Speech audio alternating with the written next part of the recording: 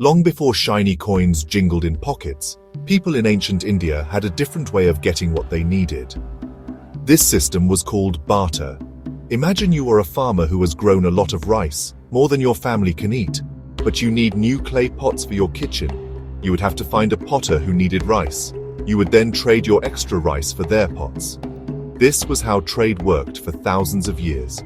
It was a simple system that helped communities exchange goods and services directly with each other, creating a network of dependency and cooperation that formed the very foundation of early societies across the subcontinent.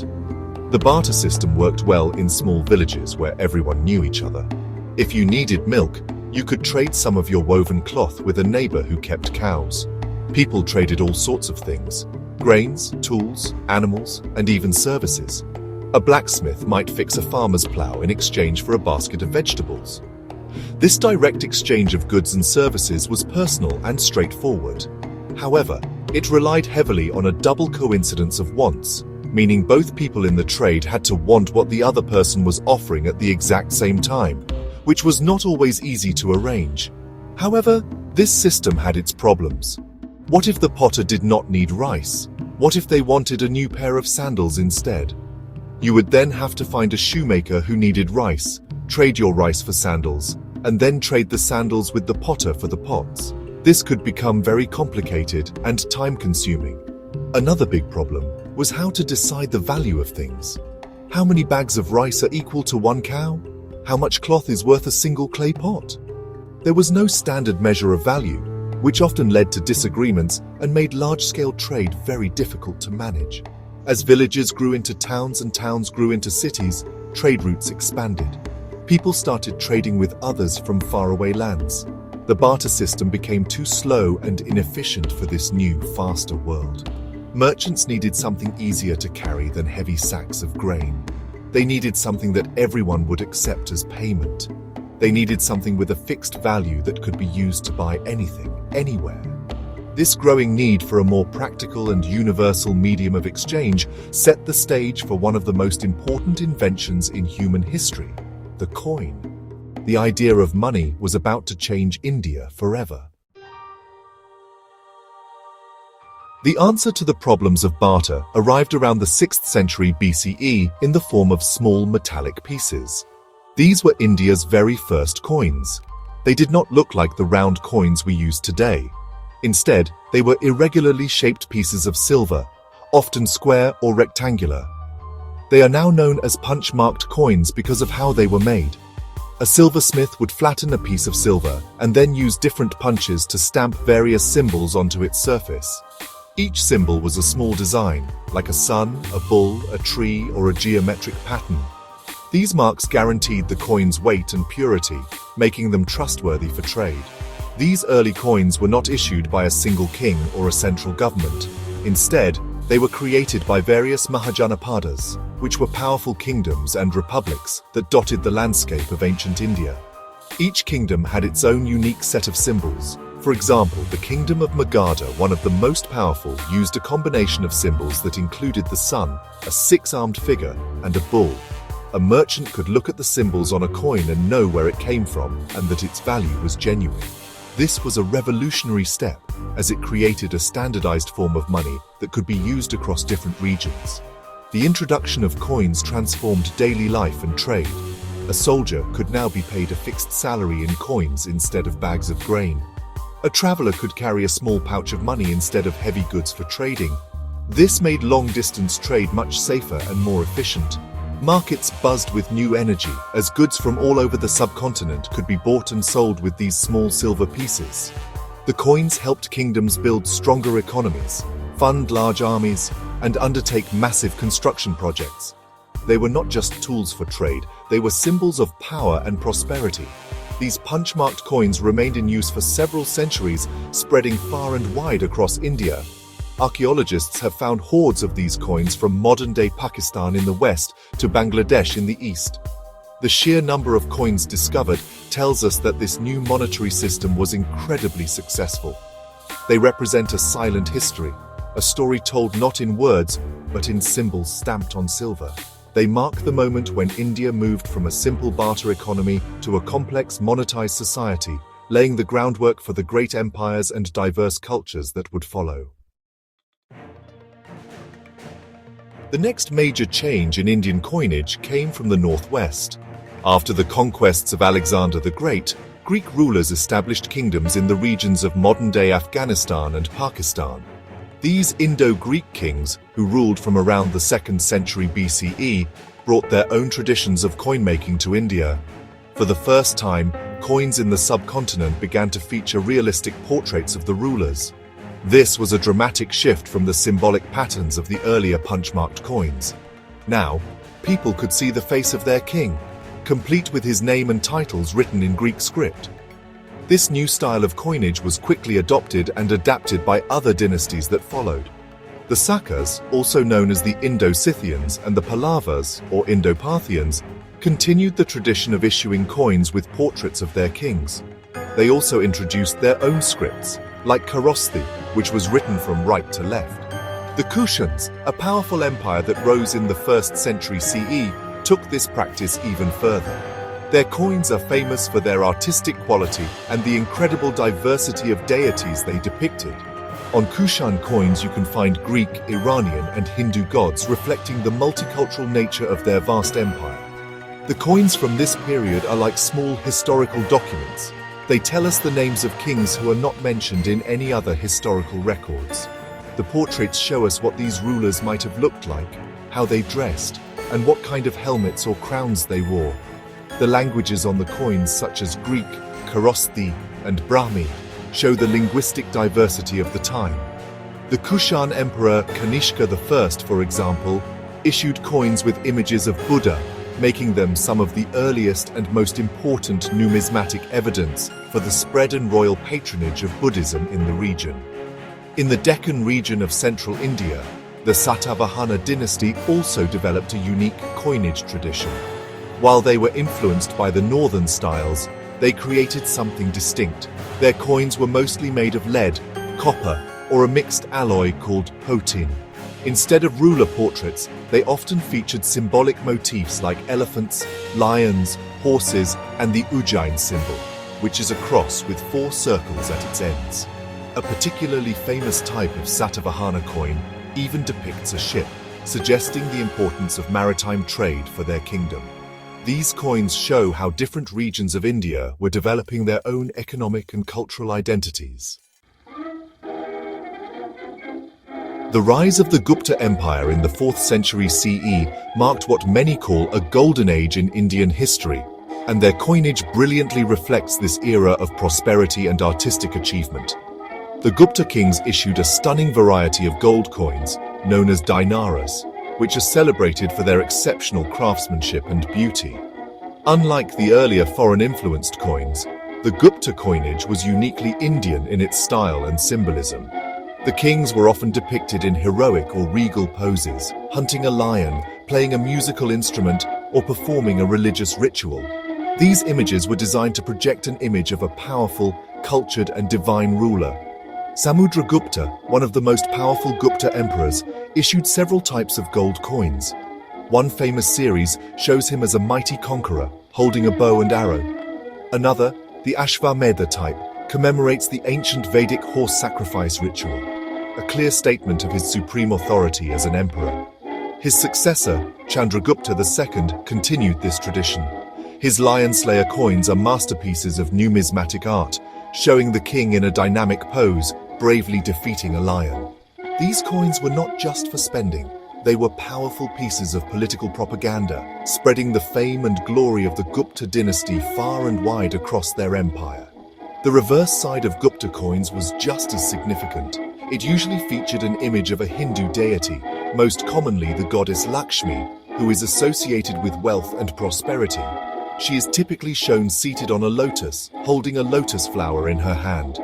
The presence of Lakshmi on the coins symbolized the empire's fortune and the divine blessings bestowed upon its rulers. The inscriptions on the coins were written in the elegant Brahmi script, which evolved into many modern Indian scripts.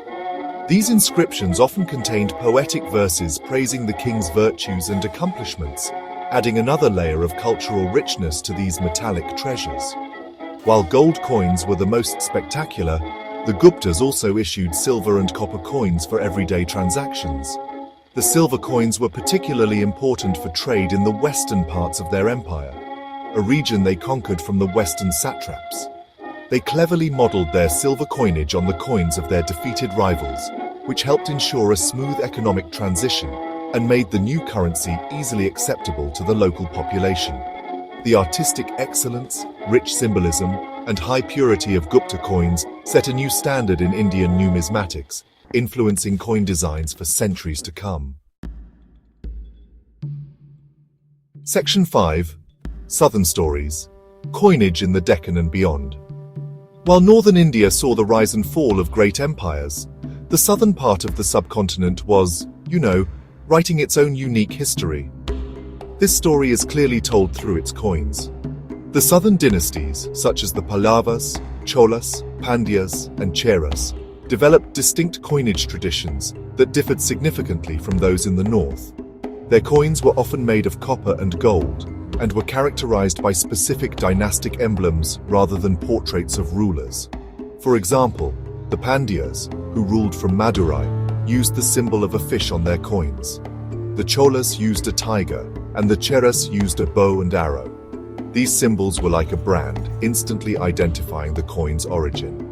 The Pallavas of Kanchipuram, a major power from the 3rd to the 9th century CE, issued coins that featured the bull, a symbol associated with the Hindu god Shiva.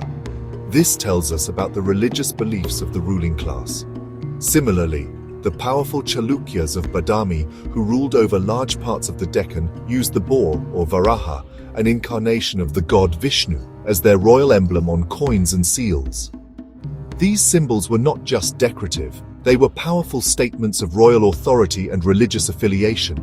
The coins became a way for dynasties to assert their identity and legacy across the lands they controlled.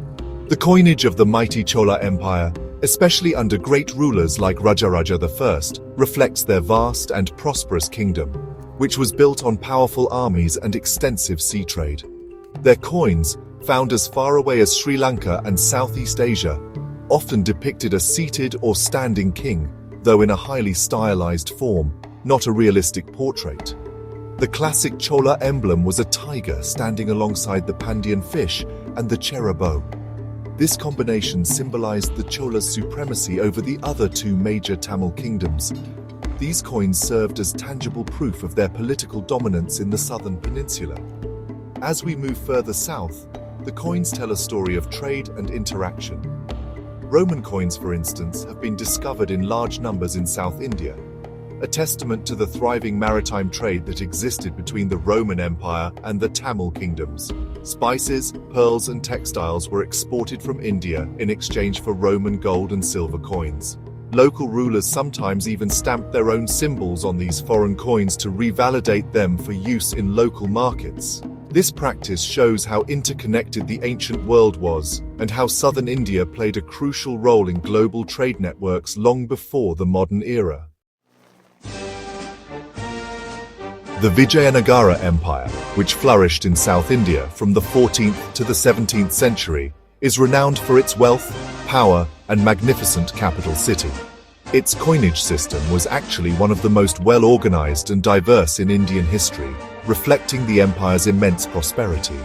The rulers of Vijayanagara issued a vast quantity of coins in gold, silver, and copper, but it was really their gold coins that became legendary. These coins, known as varahas or pagodas, were of such high quality and purity that they were accepted and trusted by merchants all across Asia and even in Europe. The name pagoda was likely given by foreign traders who thought the temples depicted on them resembled pagodas. The Vijayanagara kings used their coins to showcase their deep devotion to Hindu deities. Unlike the earlier southern dynasties that used animal emblems, the Vijayanagara rulers placed images of gods and goddesses at the forefront of their numismatic designs. The most common depictions were of Vishnu in his various forms, such as Venkateshwara of Tirupati, along with his consorts, Sridevi and Bhudevi. Other coins featured deities like Shiva and Parvati, the divine couple seated together, or the powerful warrior god Hanuman. Each ruler often chose a specific deity as their patron, making the coins a clear indicator of their personal faith and the prevailing religious culture of the time. The inscriptions on Vijayanagara coins are also very important for historians. They were typically written in the Kannada or Nagari script and mentioned the name of the ruling king. For example, the coins of the great emperor Krishnadevarya, one of the most famous rulers of the dynasty, often bear the legend Sri Krishna Raya, or a variation of it. This practice of clearly naming the king on the coin helps historians create a more accurate chronology of the dynasty and attribute specific coins to specific reigns. The consistency in weight and purity made these coins a reliable standard for both internal and international trade, fueling the empire's vibrant economy. The influence of the Vijayanagara coinage system was long-lasting. Even after the empire's decline, its gold pagodas continued to be used as a standard currency by subsequent kingdoms and even by the early European trading companies, like the British and the Dutch. They issued their own pagodas that imitated the Vijayanagara designs, a testament to the trust and value associated with the original coins. The legacy of the Vijayanagara mints is a powerful reminder of how a well-managed currency can reflect and sustain the glory of an empire, leaving an imprint that lasts for centuries. The arrival of European trading companies, followed by the rise of the Mughal Empire and its eventual decline, created a complex and fragmented monetary landscape in India. The Mughal emperors, particularly Akbar, standardized coinage across their vast territories, issuing high-purity gold mohurs, silver rupees and copper dams from mints located in major cities. These coins were famous for their beautiful calligraphy, featuring the emperor's name, titles and the year of minting, but they strictly avoided human portraits in keeping with Islamic tradition. The Mughal rupee became so dominant that it laid the foundation for the modern currency of India. As the Mughal Empire weakened in the 18th century, numerous regional powers, including the Marathas, the Sikhs, and the Nawabs of Awadh and Bengal, began to issue their own coins. Many of these coins continued to be issued in the name of the Mughal emperor, even though he had little real power, as his name still carried immense prestige and legitimacy. At the same time, European powers like the Portuguese, Dutch, French, and British established their own trading posts and started minting coins for their commercial activities. This led to a confusing variety of currencies circulating in different parts of the country. The British East India Company gradually emerged as the dominant political force. Initially, they issued coins that mimicked local styles to ensure they were accepted in the marketplace. For instance, in Bengal, their coins looked like the Mughal rupees, while in the south, they minted coins that resembled Vijayanagara pagodas. However, as their power grew, their coinage began to change. In 1835, the company introduced a uniform coinage for all its territories. These new coins featured a portrait of the British monarch, King William IV, on one side, marking a clear shift in power and a departure from Indian traditions. After the Great Revolt of 1857, the British Crown took direct control of India from the East India Company. From 1858 onwards, coins were issued in the name of the reigning British monarch, starting with Queen Victoria. The coins now openly declared British sovereignty over India. The designs became standardized, with the monarch's portrait on the obverse and the value and country name, India, on the reverse. This system of coinage, with its rupees, annas and paise, continued for nearly a century, representing the final phase of colonial rule before India reclaimed its independence. When India gained independence on August 15, 1947, it was a moment of immense pride and transformation. One of the many tasks facing the new nation was to create its own currency, a symbol of its newfound sovereignty. The transition, however, was gradual.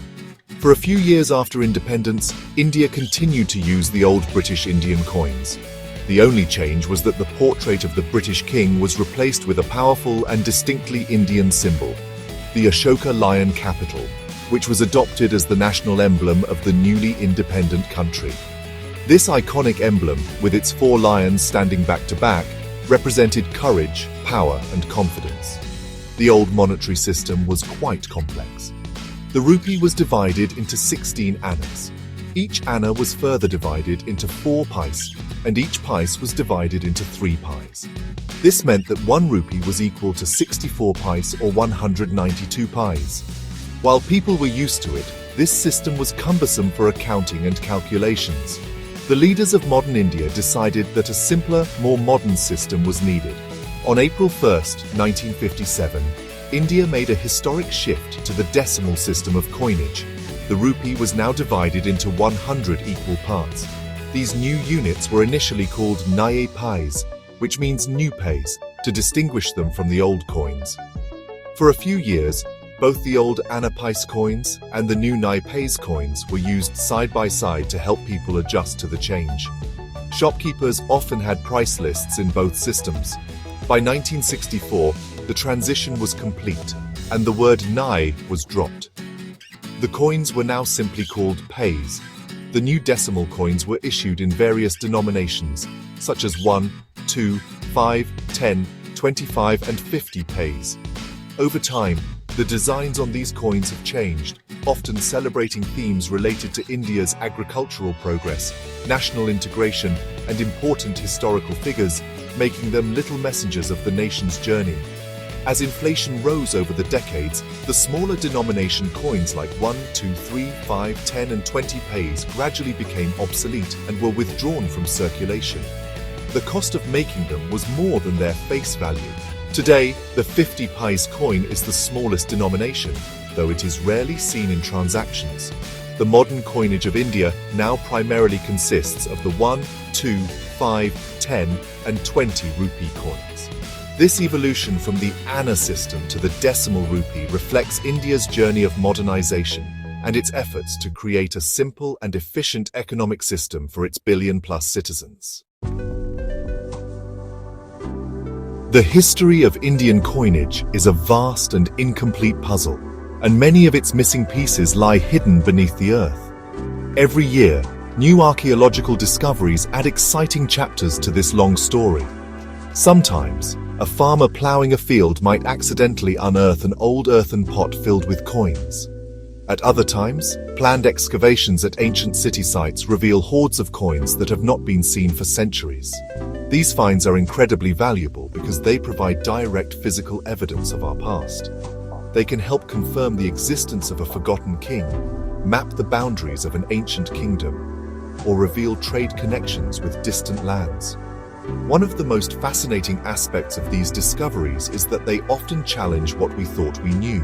For example, recent finds of punch-marked coins in parts of South India have pushed back the estimated date for the arrival of coinage in the region.